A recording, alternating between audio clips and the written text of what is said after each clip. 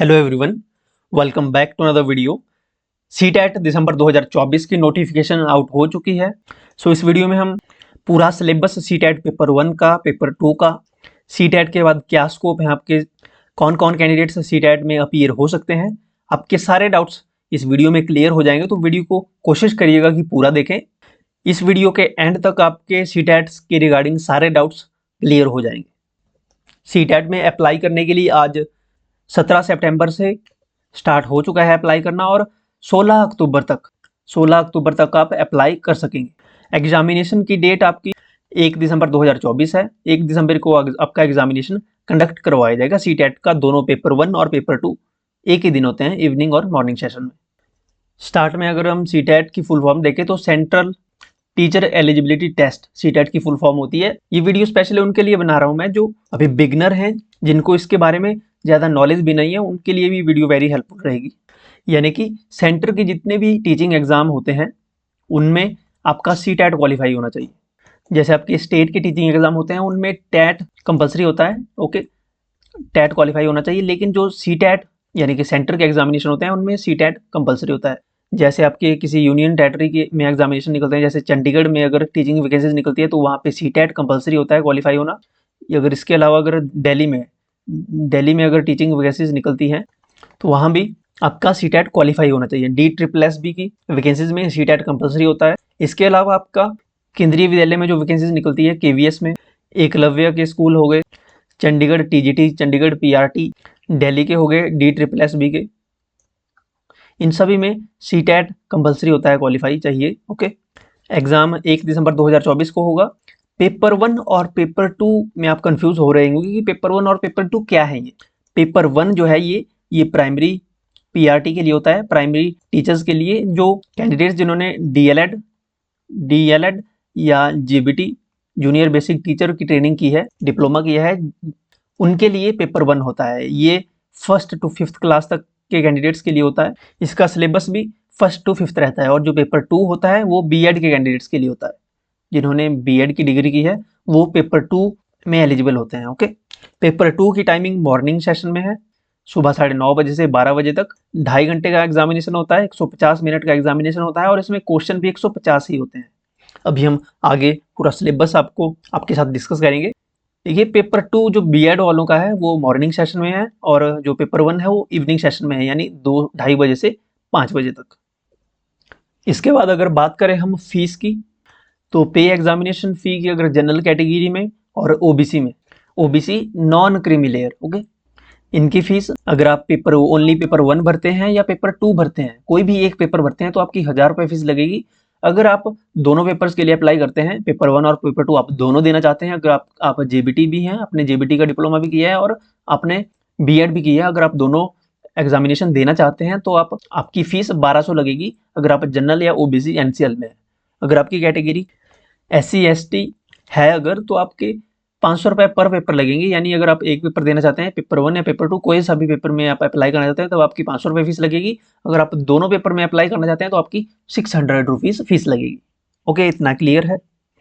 इसके बाद बात आती है सिलेबस की। अगर सिलेबस की बात करें और क्वेश्चन पेपर के पैटर्न की बात करें तो सीटेट जो होता है ये MCQ बेस्ड होता है, ओके। इसमें आपके पास 4 अल्टरनेटिव होते हैं और नेगेटिव मार्किंग इसमें नहीं होती। There will be no negative marking. अगर आप सारे क्वेश्चन से 150 के 150 क्वेश्चन आप अटेम्प्ट कर पाएंगे, यहाँ पे कोई भी नेगेटिव मार्किंग नहीं होती है। और यहाँ पे पेपर के बारे में बताया है कि there will be 2 papers in CTET. Paper 1 will be for the person who intends to be a teacher of for class 1 to 5th। जिन्होंने सिंपली JBT या DLED का डिप्लोमा किया है उनके लिए पेपर 1 है, और पेपर 2 उनके लिए है जो जिन्होंने डिग्री की है BEd की, यानी जो टीचर्स हैं to be a teachers for classes 6th to 8th। अब यहाँ पे बात आती है कि आपकी BEd की डिग्री या फिर आपकी DLED की डिग्री कंप्लीट होनी चाहिए या आप अपीयरिंग में भी इसको दे सकते हैं। इसका एलिजिबिलिटी जो क्राइटेरिया रहता है वो रहता है अपीयरिंग का। यानी अगर आपने एडमिशन ले ली है ना, अगर आपने एडमिशन ले ली है अपने DLED की डिप्लोमे में या आप BEd कर रहे हैं तो BEd में अगर आपने एडमिशन ले ली है, एक बार आपकी एडमिशन हो गई है अगर, उसके बाद आप कभी भी सीटेट क्वालिफाई करते हैं, चाहे आपका फर्स्ट सेमेस्टर है, फर्स्ट ईयर है, सेकंड सेमेस्टर है, थर्ड सेमेस्टर है, कभी भी आप एडमिशन के बाद अगर सीटैट में अपीयर होते हैं और क्वालिफाई करते हैं तो आपका सीटैट क्वालिफाई माना जाएगा।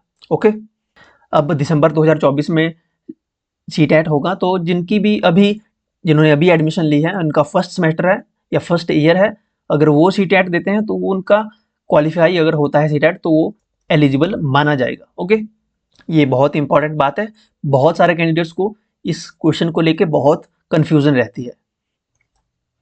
अब हम देखते हैं सिलेबस पेपर 1 के लिए।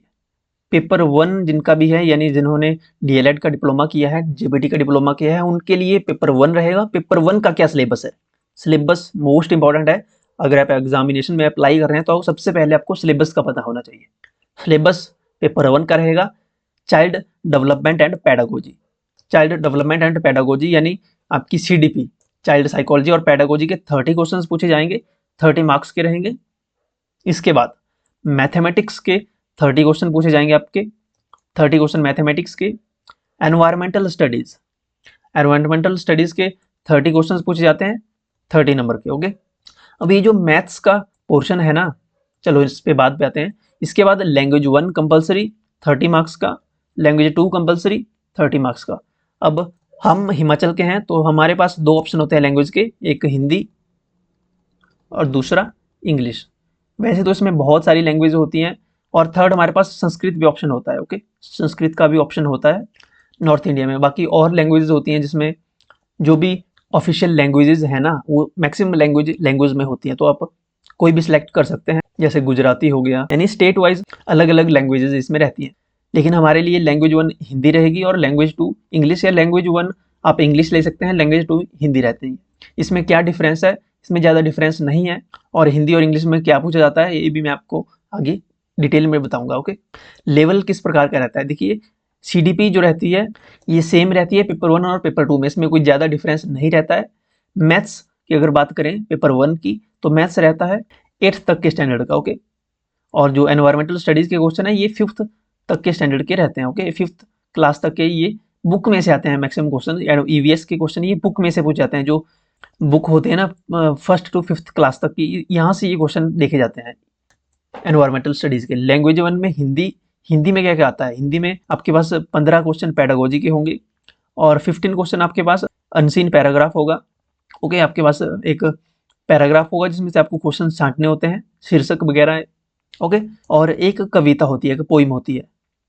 देखिए, लैंग्वेज 1 अगर आप लेंगे हैं, चाहे वो इंग्लिश लेते हैं चाहे हिंदी लेते हैं, उसमें एक पैराग्राफ आता है और एक पोइम आती है। इन दोनों में से क्वेश्चन को आपको छांटना होता है। ओके, और जो लैंग्वेज 2 होती है इसमें दो पैराग्राफ आते हैं, 2 इसमें पैराग्राफ आएंगे लैंग्वेज 2 में, और 15 क्वेश्चन सेम पैडागोजी के।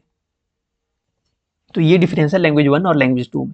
नेक्स्ट वीडियो में आपको प्रीवियस ईयर के पेपर बता दूंगा, उससे आपको डाउट और भी क्लियर हो जाएगा। और पेपर जो है आपका वो ऑफलाइन होता है। ओके, ऑफलाइन आपका पेपर होता है। 2-3 साल पहले ये ऑनलाइन भी हुआ, लेकिन अब फिर से ऑफलाइन ही होने लग गया है। जो मैंने लैंग्वेजेस की बात करी तो यहाँ पे सारी लैंग्वेज दी गई है, इंग्लिश, हिंदी, असमीज, बंगाली, गारो, गुजराती, कन्नड़ा, खासी, मणिपुरी। तो ये सारी ऑप्शन रहते हैं, लेकिन हम नॉर्थ इंडिया के हैं तो हमारे पास इंग्लिश और हिंदी जो है यही 2 लैंग्वेज के ज़्यादा ऑप्शन रहते हैं। बाकी हमारे लैंग्वेज नहीं आती है। या थर्ड हमारे पास संस्कृत का भी एक ऑप्शन होता है, संस्कृत भी आप ले सकते हैं। अगर कोई पंजाब रीजन का है तो वो पंजाबी भी कंसिडर कर सकता है, पंजाबी का भी ऑप्शन यहाँ पे देखने को मिलेगा। ओके, इसके बाद अगर पेपर 2 की बात करें, पेपर 2 का सिलेबस रहता है क्लास 6 to क्लास 8 तक। सेम, सबसे पहले नंबर पे 30 क्वेश्चन आपको चाइल्ड डेवलपमेंट एंड पैडागोजी के देखने को मिलते हैं, 30 क्वेश्चन 30 नंबर के। इसके बाद मैथ्स एंड साइंस उन कैंडिडेट्स के लिए होती है जिनका सब्जेक्ट जो है बीएड में मैथ और साइंस था। ओके, जिनके पास सोशल स्टडीज़ और सोशल साइंस था तो इनको केवल सोशल स्टडीज़ के ही 60 क्वेश्चन देखने को मिलते हैं। और जो साइंस बैकग्राउंड के होते हैं बीएससी, उनके लिए 30 क्वेश्चन मैथमेटिक्स के होते हैं और 30 क्वेश्चन साइंस के होते हैं। 60 क्वेश्चन का ये पोर्शन रहता है सेकंड पोर्शन, और 60 नंबर का ये पोर्शन रहता है जो आर्ट्स बैकग्राउंड से है। ओके, तो ये डिफरेंस रहता है पेपर 2 में। इसके बाद लैंग्वेज 1 और लैंग्वेज 2 जैसा पेपर 1 में होता है वही सेम लैंग्वेज पेपर 2 में रहती है, same pattern. Okay, 30 question language 1 और लैंग्वेज 2 से। लैंग्वेज का ऑप्शन आपके पास होते हैं जो मैंने आपको बताया, 20 लैंग्वेजेस रहती हैं आपके पास।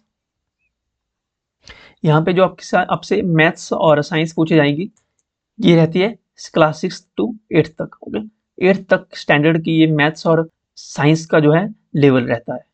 मैक्सिमम क्वेश्चन साइंस और मैथ्स के बुक के सिलेबस में से ही पूछे जाते हैं, तो आपको फॉलो करनी होगी 6 to 8 तक की बुक्स। ओके, स्पेशली मैथ्स और साइंस के लिए। और जो आपका क्वेश्चन पेपर होता है वो बाइलिंगुअल होता है, यानी वो हिंदी और इंग्लिश में दोनों में आपके क्वेश्चन आपको देखने को मिलेगी। हिंदी में भी होगा वही क्वेश्चन और इंग्लिश में भी। देखिए यहाँ पे क्वेश्चन का लेवल बताया है पेपर 2 में।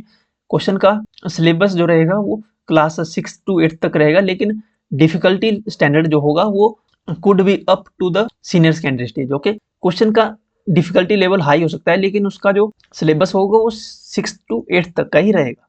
यानी जो मैथ्स के क्वेश्चन होंगे वो 6 to 8 तक के ही होंगे, लेकिन उनको डिफिकल्ट किया जा सकता है। ओके, तो इंपॉर्टेंट जितने भी पॉइंट्स थे वो मैंने आपके सामने रखे। आई होप आपके डाउट्स क्लियर हो गए होंगे। अगर अभी भी आपका कोई डाउट है तो कमेंट सेक्शन में आप जरूर लिखिएगा। इस पीडीएफ को आप अवेल कर सकते हैं टेलीग्राम से। टेलीग्राम पे इस पीडीएफ को मैं अपलोड कर दूंगा। टेलीग्राम, व्हाट्सएप चैनल और इंस्टाग्राम पे आप हमें फॉलो कर सकते हैं। इन सभी का लिंक आपको वीडियो की डिस्क्रिप्शन और फर्स्ट कमेंट में आपको इनका लिंक मिल जाएगा। तो आपका कोई भी डाउट है इन प्लेटफॉर्म पे आप सोशल मीडिया हैंडल पे आप हमसे पूछ सकते हैं। Thank you so much.